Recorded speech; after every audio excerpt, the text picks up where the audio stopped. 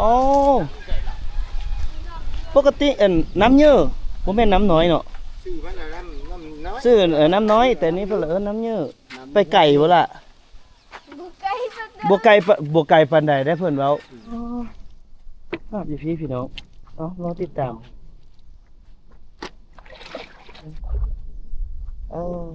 เบิ่งน้องเพิ่นหาตัวกองใส่ร้องหาเบิ่งหนูย่างแต่กระโตยังพอแห้งแล้วแต่เฮา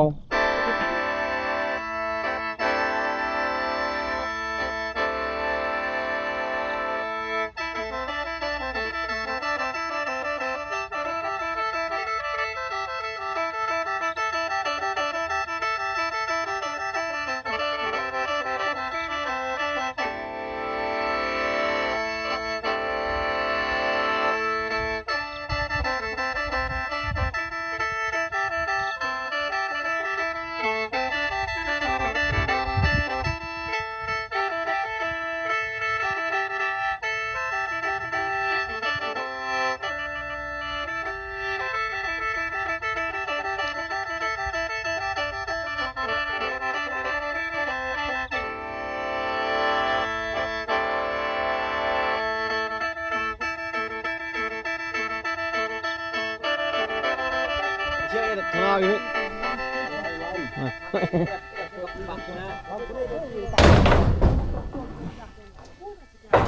ทำได้โอ้ยยืนบึ้งเฮ้ยปล่อยไปก่อนปล่อยเลยเข้าก่อนได้ออกมาแล้วโอ้เข้าไปเลยเรียบร้อยทางนั้นโดดลงให้โ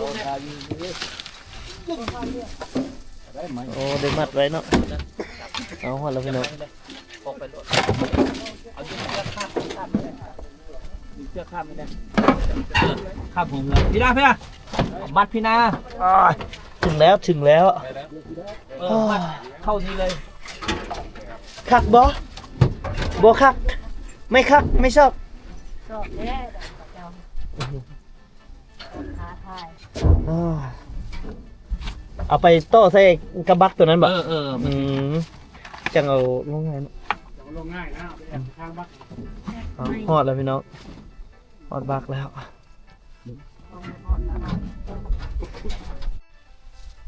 บ้านวังควายหลังจากที่พวกเราออกจากบ้านมักเฟืองมาพี่น้องตอนนี้เดินทางมาฮอด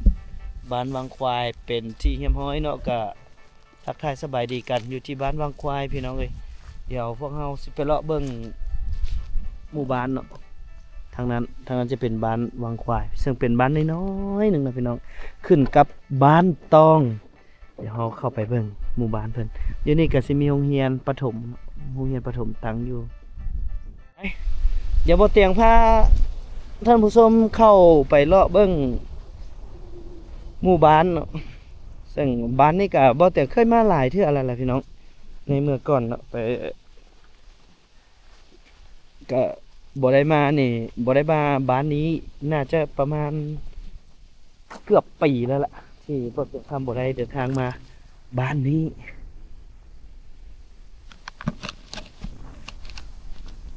อากาศสุดยอดเลยมีลมบ้านเฮือนเพิ่น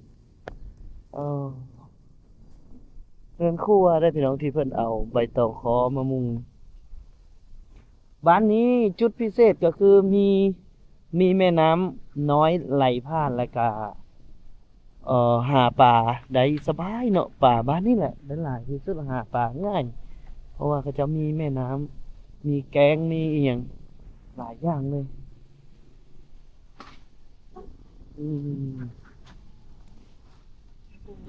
เป็ดเอียง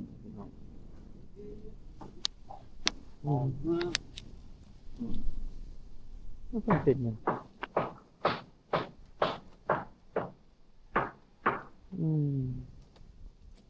เพิ่นเป็นตะเกิดบ่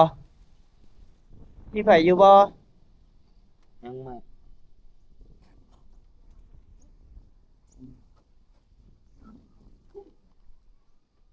หมู่เพิ่นเป็นอิหยังเนาะก็เห็นหลายๆคนเลยพี่น้องที่เป็นลักษณะแบบนี้นะเดี๋ยวบ่เตียงสิพาพี่น้องเลาะเบิ่งพาท่านผู้ชมเลาะเบิ่งบ้านเฮือนเพิ่นบ้านนี้นี่ถือว่ามีเฮือนที่แน่นหนาถาวรพอสมควรเลยเนาะเบิ่งตามลักษณะเฮือนซานเขาเจ้าถึงว่าเฮือนเขาเจ้า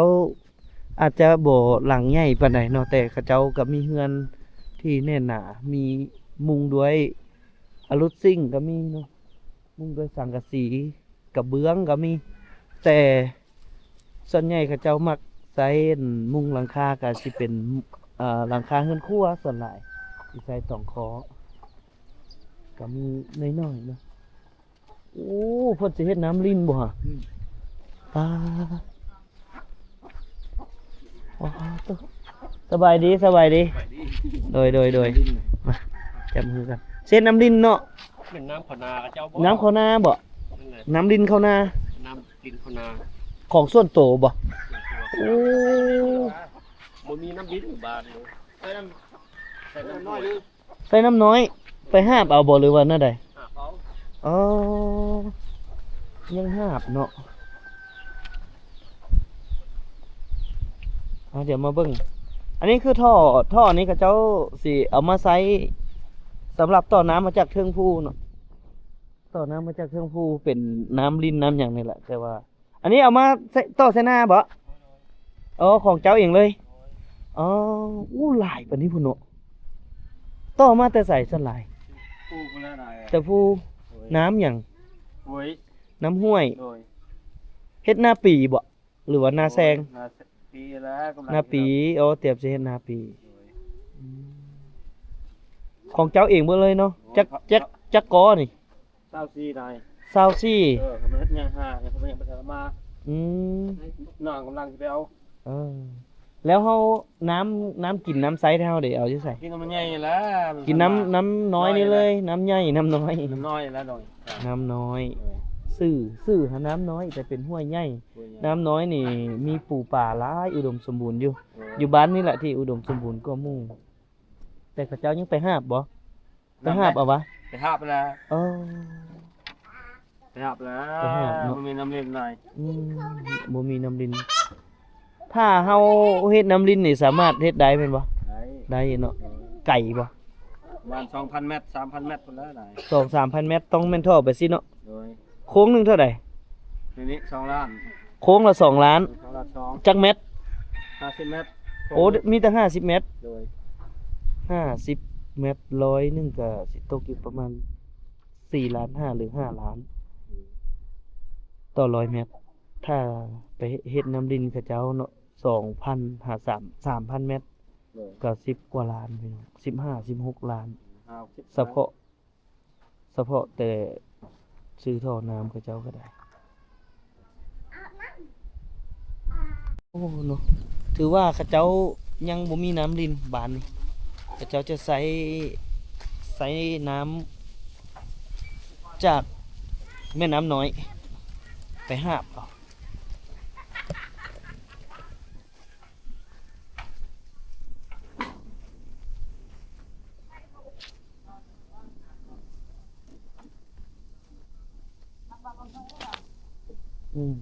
กำลังเฮ็ดสวนวะเฮ็ดสวนพัก เอาบัดฮดสวนได้ซั่นน่ะ ไปหาบอืม มันหน่อยคนละอืม ความทุกข์ยากนั่น ยามแล้งนี่มันแห้งบ่น้ำน้อยนี่ มันบ่แห้งแล้ว บ่แห้งเนาะ หน่อยคือ อ๋อ ตัวนั้นนะบ่เตียง ฮะ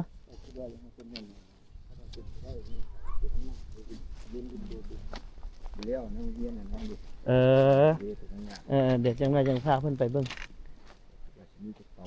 อืมเตรียมไปเฉยจ้ะอันนี่ เข้าแล้วก็ ไปแก้เข้า เข้ามา โอ้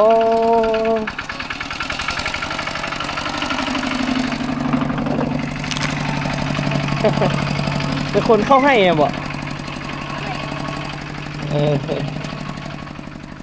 เอาแป้งเอาอยู่ใส่อยู่น้ำนี่อยู่ท่าน้ำตัวผู้ ใส่เรือมาเลยลุงมาขึ้นเลยใส่เรือขับมา อืม ใส่เรือขับไปเลยเขาลุกมาเลยที่ยิงออกมาได้พ่อพี่เลย ไป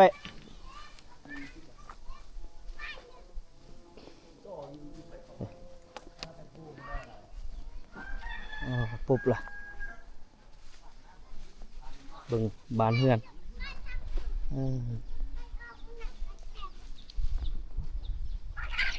น่าจะเป็นเล้าเข้าบานเฮือน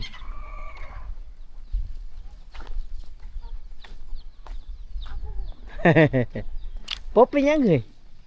มาล้มเดี๋ยวนี้นะมาล้มเดี๋ยวนี้วะสิยานเดี๋ยวบ่ฮะนี่อยู่จักคนนี่พ่ออยู่เฮือนนี่ หลายได้ หลายเหรอจักครอบครัว ครอบครัวเดียว ครอบครัวเดียว มีเคยบ่ เคยเขาหนีแล้ว เขาออกแล้วออกเฮือนแล้วลายนี่จักคนหลายนี่แม่นเบิดเหรอนี่ 8 คน แม่นเบิดเหรอน้อยๆนี่ หลาน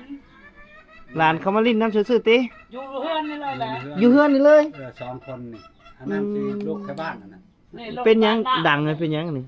เป็น เป็นตุ่มว่าเจ้าว่า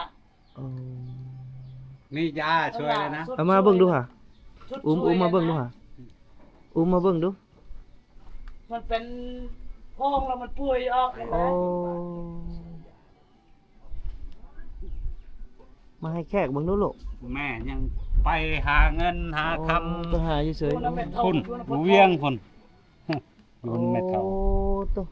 มันเก่าอะมันเก่าแล้วมันบาด คัน มันคัน มันคัน2-3 มื้อแล้ว 2-3 มื้อแล้วนี่น่ะ อ๋อแดงมันเป็นตุ่มเปื่อยไปเลย อืมทบินมันเป็นหยัง มันแตก มันแตก มันแตกแหละใส่น้ำมัน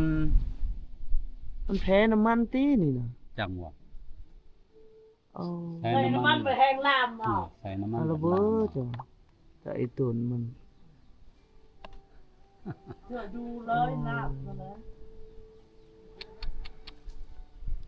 แต่ไอ้ตุนพี่น้อง นี่อาจารย์ก็สุดช่วยนะพ่อย าเพียงปัวได้ไปสิ จังหวะ แล้วไปสุกสลาละ ท่านไหนไป ยังให้เขาเป่า ให้เขาเป่าให้ร้านนี่ โอ้ ทางมังกร เอาไปใส่ใส่ยาน้ำเป้ากับใส่ยาน้ อืม ำทั้งเป้าพร้อมใส่ยาพร้อมเอาอีตนเราคือสิเจ็บน่ะ ครับฮะ เป้าน้ำกับใส่ยาบางเทีมันมียาแดงยาอย่างหั้นนะมันก็สิแห้งบาดมันก็สิแห้งเด้อแล้วก็กินยาพวกยาแก้คันแก้อย่างเราบ่เก่าเลยมันก็ สิแห้งไปเอง นั่นแหละเนาะ เป้าน้ำกับกินยาน้ำเด้อนี่คือ บ้านวังควาย ซึ่งเป็นบ้านคุ้มน้อยๆหนึ่งพี่น้องที่อยู่กลางป่าเลยมีสายน้ำน้อยเป็นหลักเนาะสายน้ำน้อยหล่อเลี้ยงวิถีชีวิตก็มีทั้งบ่อนหาอยู่หากินแด่บ่อนเห็ดอันนั้นอันนี้แหละเข้าไปฮะสิเอามักบานให้มักบานให้นิดนึงมีสูบหนึงจักหลังคาเฮือนกับครู30ประมาณเนาะ30มันบ่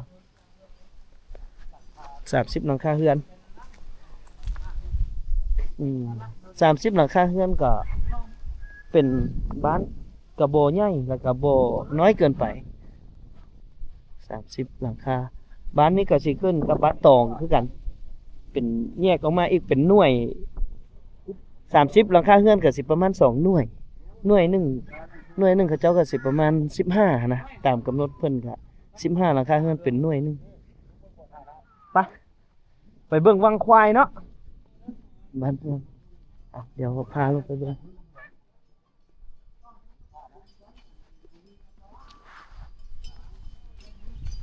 ทางนี้ก็คักว่าบรรยากาศดีเลยพี่น้องทางนี้เออโอ้เฮือนหลังนี้ไซส์ใบตองคอทั้งหลังเลยแผ่นโซล่าเพิ่นเอาป้าไว้เทิงหลังคาเฮือนเพิ่นโอ้โหคักนี่หลังนี้อีกนี่จะใส่โซล่าเนาะเพราะว่าอยู่นี่มันบ่มีไฟฟ้า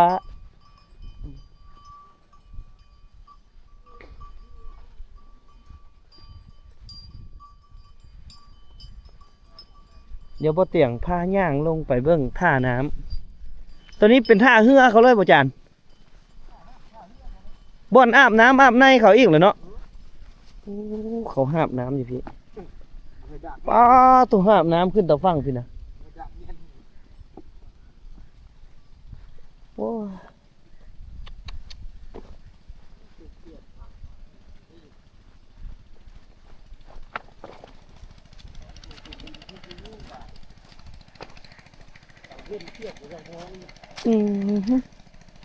ว้าลงมาหาบพี่นะ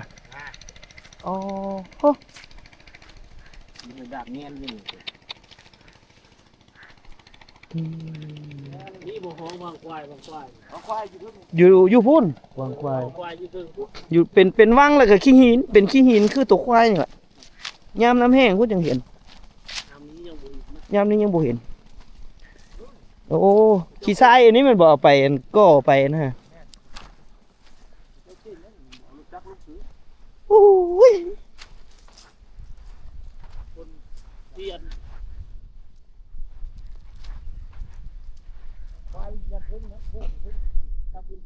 โอ้นี่คือน้ำน้อย น้ำนี่แหละพี่น้องที่เพิ่นใส่อาบใส่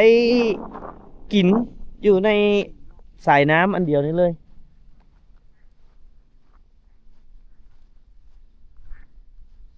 ก็หาปูหาปลาก็แม่นอยู่น้ำอันนี้ ตอนแรงๆสลายก็จะเอาลงมาหาบเอามาตักเอาน้ำไปเครื่องเขากับมีแหละช่วงนี้แหล้วมาอาบน้ำอ่ะคักแหละโอ้ได้โอกาสเลยได้นี่โอ้เบิ่งเหือกระเจ้า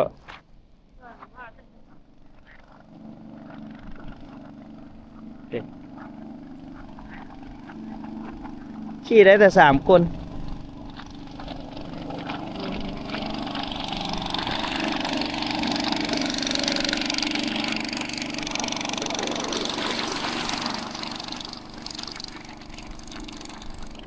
เรื่อง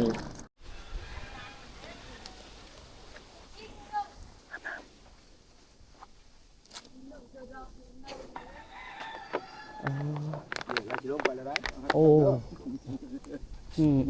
โอ้ได้เห็นผู้แซ่ผู้สาวพี่น้องเบิ่งวิถีชีวิตของผู้สาวโอ้ปกติน้ำเยอะบ่แม่นน้ำน้อยเนาะ ชื่อมันน้ำน้อย ซื้อน้ำน้อยแต่นี่เพิ่นน้ำเยอะไปไก่บ่ล่ะบ่ไก่ปานใดได้เพิ่นเว้าไปพาไอ้ไปแน่โอ้สิหาบน้ำอย่าหาบน้ำบ่ภาษาอังกฤษบ่เป็น ภาษาฝรั่งก็บ่ได้ภาษาอังกฤษก็บ่เป็นพี่น้องเอ้ยบางคนก็ว่าให้แต่เฮาว่ามึงเว้าบ่เป็นหั่นมึงสิเว้าหาว่าซั่นโอ้ยก็ขอโทษขออภัยหลายๆแต่เฮาก็โอ้ยแต่เฮาก็หาก็เริ่มเฮียนใหม่พี่น้องเว้าผิดแน่ถึกแน่เนาะคันว่าผิดหรือว่าเฮ็ดไปแล้วคัดหูคัดตาผู้ใดก็ขอโทษขออภัยนำหลายๆอ้ายถ่ายเด้ไอ้ย่างบ่ทันไอ้ย่างบ่ทันโอ้ยพี่น้องเพิ่นขึ้นเล่นไปเลยว่าหาบน้ำเดี๋ยวไอ้สิให้ฝรั่งเงินหาบซ้อยเด้อนี่เห็นบ่ให้เพิ่นหาบซ้อยแผ่นตามซื้อหยังก็น่าซื้อหยัง เพลง ซื้อเพลงตอนนี้ไอ้ขอถามหน่อยว่าจักปีละ 15 15 ปียังเฮียนบ่หรือว่าย าวและ ย่าแล้วเป็นหยังจังย่า จบป .5 อ๋อจบป .5 แล้วย่า โดย เพราะว่าม .1 เราต้องได้ไปเฮียนที่บ้านอื่น โดย อืม ตอนนี้ยังบ่ทันได้สร้างครอบครัวติเออให้ฮอดอัน30 ปีจังเอาเนาะนี่บ่อันบ่เจ้าลงไปหาบน้ำอ่ะ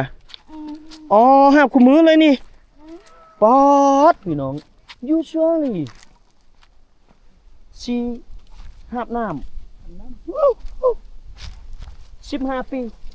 กินอย่างเงี้ย 15 ปีป้อย่างแต่กระตูก็ยังพอแห้งพุ่นน่ะอ๋อพ่อเอ๋ยแม่เอ๋ยป๊าดโตเฮาย่างแต่กระตูก็ยังพอแห้งแล้วข้าเจ้านี่ห้ามขึ้นนี่โอ้โหอ้าวนี่น่ะป๊าดโอ้โหมาห้ามอยู่พี่น่ะนางทุกมื้อเลยป๊าดโตเฮ้ยอ๋อห้ามอยู่พี่น้องรอติดตาม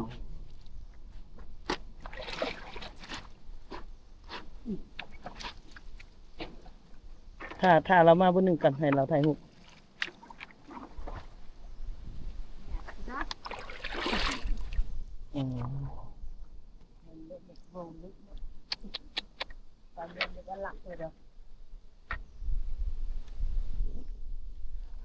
หับเลยเบิ่งน้องเพิ่นหับตัวกองใส่ร้องหับมึงนู้ย่างแต่กระโตยังพอแห้งแล้วแต่เฮา มันหัวเบิด โอ้โห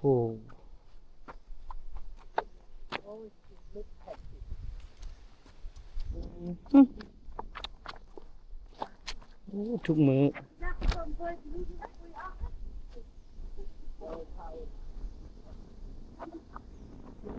หาบชีทุกมือเดี๋ยวขึ้นไปฮอดพุ่นจังถามเพิ่นซะจังหน่อยเพิ่นนักเพิ่นสิหายเฮา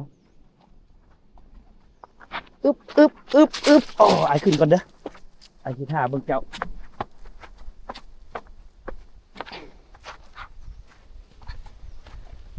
ขึ้นมาป๊าดเด้อ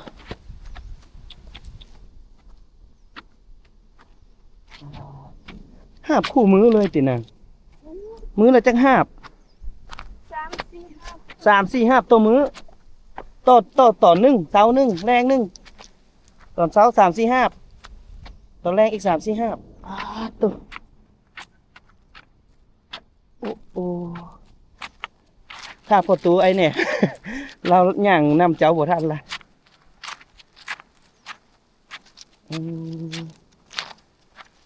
สีวิตข้าเจ้าบ่แม่นธรรมดาเด้อพี่น้องทุกมือเลยน้องเป็นลูกสาวล่าเพราะ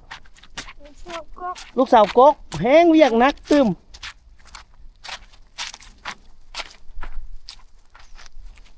อย่างสายพันน้อยหนึ่ง เฮาหลักตามเพิ่นบ่ทันเลยพี่น้องว่าคือเฮาห้ามนี่เพือดเบิดนี่เรียบร้อย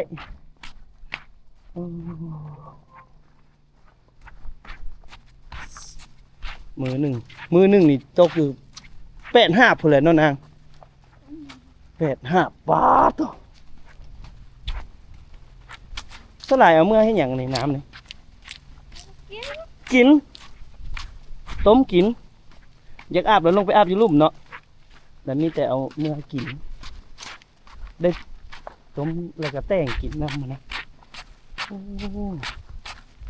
สุดยอดเลยพี่น้องเดี๋ยวตามน้องเพิ่นไปให้ฮอดขึ้นเลย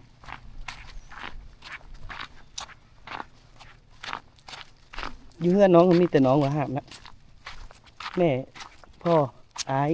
น้องบ่ได้ห้ามบ่มีอายเนาะลูกกกเนาะมีแต่น้องก็หับซอยปะมันยังน้อยโอ้มันยังน้อยดูแล้วยังมาขึ้นเฮือนอีกแล้วบ่นี่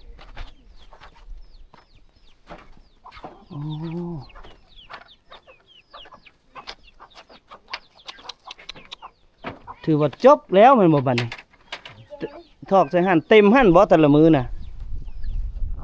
บ่ยัดเด้อขึ้นไปเบิ่งกันอยู่จะคนนางเฮือนหลัง สี่ อ๋อสี่ สิลงมือจะเฮ็ดเวียก อืมส่วนหลายจะเป็นผู้หญิงเลยที่ก็จะหาบน้ำมาแบบนี้นะเอาเก่งหลายเก่งหลายเก่ง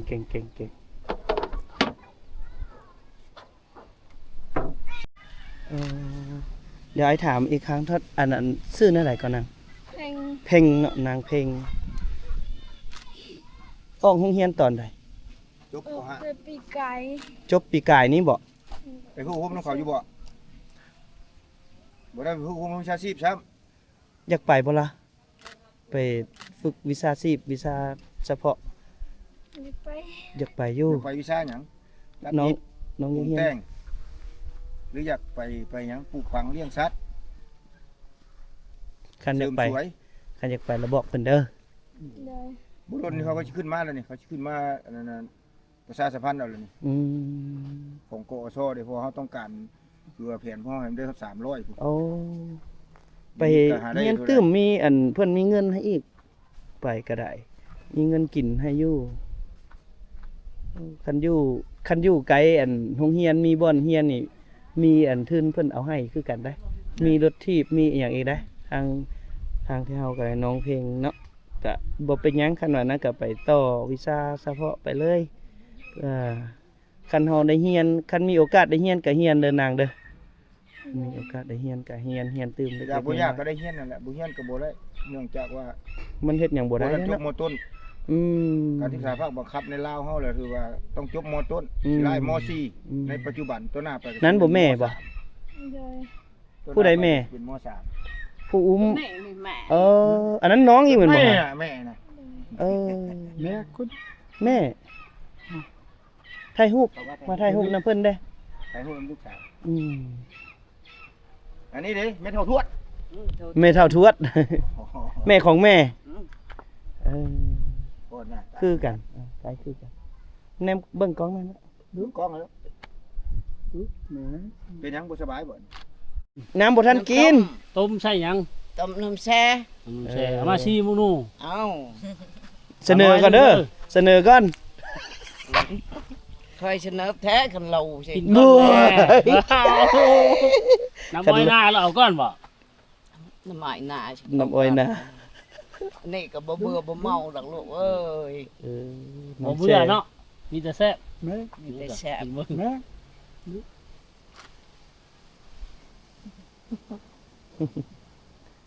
เป็นไดทีมงานแซ่บบ่ แซ่บเลย แซ่บเนาะ งานแต่นอนบ่รับนั่นแหละกินน้ำแช่ บ่มีมันบ่พลาด อืม หมูพลาด มัน มัน บ่ บ่ได้ พลาด ปลุกเนาะ มันบ่ได้ปลุก คันมันปลุกเลยบ่ได้นอนแท้ มันบ่เคยกินคือที่เจ้าเลยนอนบ่หลั ลู บ ก แท้แม่น ลูกจักคน สองนี่แหละนะ มีแต่2 คนนี้นั่นละ15แล้วเนาะอันนี้แหละจักปีละ 2 ปีไป 2 ปีปลายอืม ลูกใหญ่กว่าแม่เลยดิ ลูกสิใหญ่กว่าแม่ละ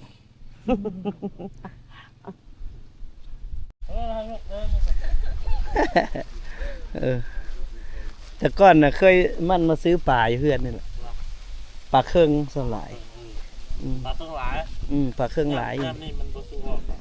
เดือนได้สลายปลาเครื่อง เดือน6เดือน เออยิ้มลูกยิ้มใส่กล้องเพิ่นเลย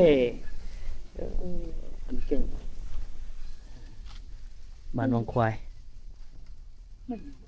ไม่ยิ้มเหรอยิ้มไหมยิ้มไหมลูก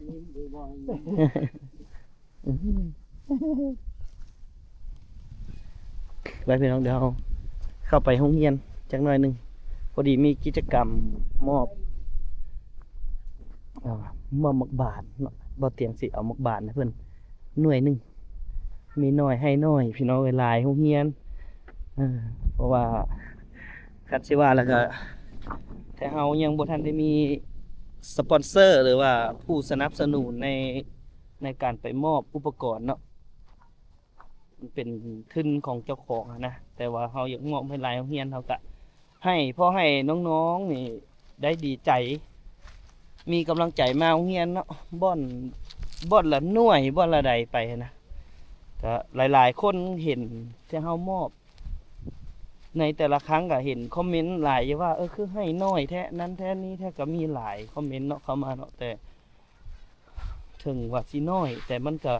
เป็นความตั้งใจของทีมงานพวกเราที่อยากให้อีหลีอยากให้จากใจเนาะมีน้อยแต่อยากให้หลายบ่อนมันก็ต้องจำเป็นแหละพี่น้องเอ้ยเพราะว่าคือบ่เตียงว่าแล้วเฮายังบ่ทันได้มีสปอนเซอร์ในการสนับสนุนซื้ออุปกรณ์กีฬาอีกสุดแต่อยากให้หลายอยากให้โรงเรียนละ 4-5 หน่วยพุ่นละแต่เฮ็ดอะไรทุนส่ำใดเขาก็ให้ส่ำนั้นน้องส่ำนี้นี่น้องๆเขาก็ดีใจแห้งละเขาก็ดีใจที่ได้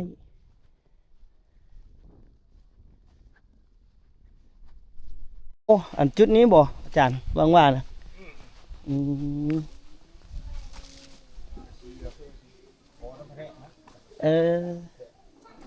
โอ้นี่เพิ่นยังเทบ่แล้วนี่เนาะ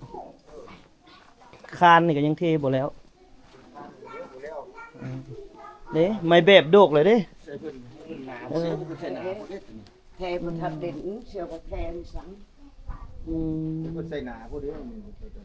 โอ้โหเทเอาเบิดเลยเด้เนาะ แน่นสีแน่นดี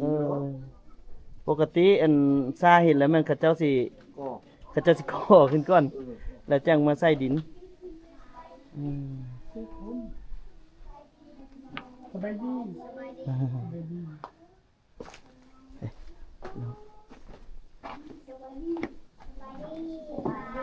สบายดี ขอบใจ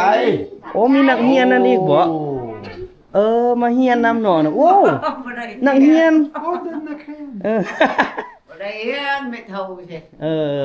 เอาเห็นมานั่งนี่นุ่งสิ้นนักเรียนอีก เออ เอานักเรียนเด้ออันนี้ก็ได้ จะพันไม่ยิ่งเลยป่ะ ว่าคอยเป็นเท่าเป็นคุณนะคอยมาตั้งหน้าลูกหลาน ช่วย มั่งบ่มีไผ โอ้คักเลย เขาไปเขาปากเขาดองมัดคนหนุ่ม ช่วยดี ขอบใจ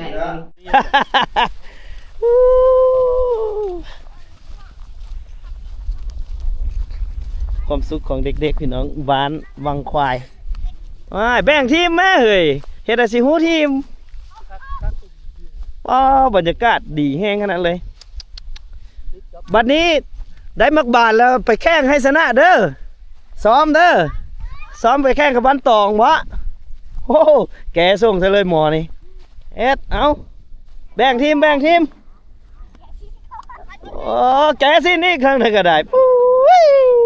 เฮ็ดแล้ววันนี้โอ้บรรยากาศดีแห้งขนาดเลยไปจับคู่กันละตีไงผู้ใดชนะอยู่ทางชนะผู้ใดแพ้อยู่ทางแพ้เนี่ยไผมาคู่ไผคู่มาละตีไงเอานี่สมมุติว่าคนซ้ำกันหมอนี้กับหมอนี้ตีไงหัวหน้าทีมตีไงก่อนผู้ใดแพ้ผู้ใดชนะมาอยู่นี้โอเคมันบ่ผู้ใดแพ้ไปอยู่ทีมนั้นไปเลยตีไงเอาผู้ใดจับคู่ไปจับคู่ไป มาตัดเลยแพ้กัน แพ้อยู่พุ่นชนะอยู่พี่แพ้กับเสียเนาะแพ้กับเสียได้ค่ะจะเอาอยู่พี่ได้แพ้กับเสียแพ้แล้วชนะเสียแล้วคือบ่ชนะ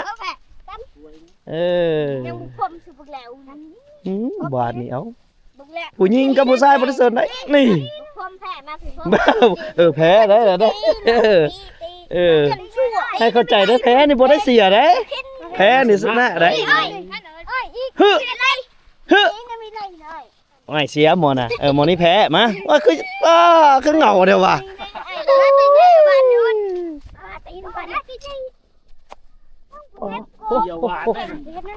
ตีอาบานบ่เมื่อกี้นี่เอาไม่ดูตีเอาไม่มึงดูตีเฮ็ดตักตีบ้างตีอาบานเฮ็ดโกรธนะบาดนี่เอาเกิบแท้เฮ็ดโกรธนี่ได้เบิ่งทรงนี่ได้เป็นจังไดทั้งครูมาถามความรู้สึกครูกันรู้สึกดีใจหลายๆที่ได้อุปกรณ์ให้นักเรียนได้ลินได้เตะคือบาน เมื่อกี้นี่ว่าไปแข่งกับโรงเรียนอื่นแม่นบ่ ตองบ้านปืออยู่ภายในกลุ่มโรงเรียนมันมีอยู่6-7 โรงเรียนนี่แหละที่เข่งตอนทำบรรษา อืม ก็มีอยู่โรงเรียนบ้านปือบ้านตองที่เป็นเจ้าภาพก็ได้แซมไป ทั้งแซมยิงทั้งแซมชายเลยเตะบาล โรงเรียนแถวเด้ โรงเรียนเฮาจะได้เข้าร่วมกับทีมข่าวเพราะว่านักเรียนเฮามีแต่4คนดึงไปเตะน้ำเขา อืม ร่วมเข้าทีมกับบ้านตอง2คน แต่ว่าบ่ได้ซ้อมเลยแม่นบ่ ซ้อม ซ้อมอยู่แต่ มี ว่า แต่ไปซ้อมเนาะเขาเจ้าเนาะแต่ว่าซ้อมอยู่บ้านเฮานี่ เตะ บ่ ลิ มี นอยู่ บ้าน บ้านเฮานี่ก็เตะลินแบบธรรมดาครับไปซ้อมเป็นกลุ่มละบ่ได้ไปซ้อม อืม ไกลเดียวเนี่ยเด้ บ้านเด้อครับบ้านที่เขาเจ้าเตะดิน จะมีบ้านอยู่บ้านพ่อแม่เขาซื้อให้ แต่บ่แม่นของรวมของโรงเรียนว่าซั่นซะเนาะ แหละของโรงเรียนบ่ทันได้ลงไปบัวพันธุ์ไปซื้อเอาอะนะบ่ทันได้มีเวลา เอา ที่จะ มื้อนี้ก็บ่เตียงก็มามอบให้เนาะ ได้ เอา เข้าใจเข้าใจ มี เข้ใจ มีโอกาสนี่แหละพี่น้องเอ้ยอยากให้บรรดาท่านเห็นเห็นแบบความสุขของเด็กๆนะถ้าว่าท่านใดที่มีมักบานก็สามารถบริจาคหรือว่าสามารถสมทบมาให้บ่เตียงคำนักกายได้เนาะเพื่อที่จะออกไปชนบทบัดซี่แหละครูอาจารย์เขาเจ้าฮู้เขาเจ้าเห็นบัดซี่เขาเจ้าก็สิติดต่อมาบ่เตียงแล้วขอสลายก็ได้ขอบานหน่วยหนึ่งหน่วยหนึ่งหรือ2หน่วยบัดซี่ให้เขาเจ้าก็ดีใจคือบัดซี่แล้วเนาะอันนี้ก็บ่เตียงขอไปก่อนเด้อครูเด้อ เจ้าเข้าใจ เจ้า เข้าใจ เจ้า หลาย ไปใช่เฮาออกเดินทางต่อพี่น้องเพราะว่าเป้าหมายของพวกเฮาคือบ้านมะกาเนาะบ้านมะกาที่พวกเฮาจะต้องได้ไปมอบแสงสว่างให้กับเพิ่นไม่ยังล่ะคือไปนอนยันฮับบ่นั่งฮับโอ้ใส่โกนอยู่ใส่โกนหานี่เอาไม้เฮ็ดนี่ว้าตัวทีมนี้คือสิเก่งในทีมนี้จนได้นอนท่า อุ้ยเอาเอ็ดบาดนี่เอาผู้หญิงผู้ชายก็บ่ได้สนเด้พี่น้องเข้าทีมกันได้หมด เออโอ้ความสุขของเด็กๆนะเว้ยเอาบรรยากาศดีแห้งเดี๋ยวให้เบิ่งวิวเบิ่งดูนี่เขาเจ้านี่แกทิมเลยแถวนี้ปลดเกิบเพชรนี่เห็นบ่เอาลิฟต์แม่โอ้กักเดี่ยงผู้หญิงกันนะโอ้บรรยากาศดีขนาดเลยพี่น้องอยู่จุดนี้โอ้เข้าหรือบ่เข้าเอ้าบัดนี้บ่เข้า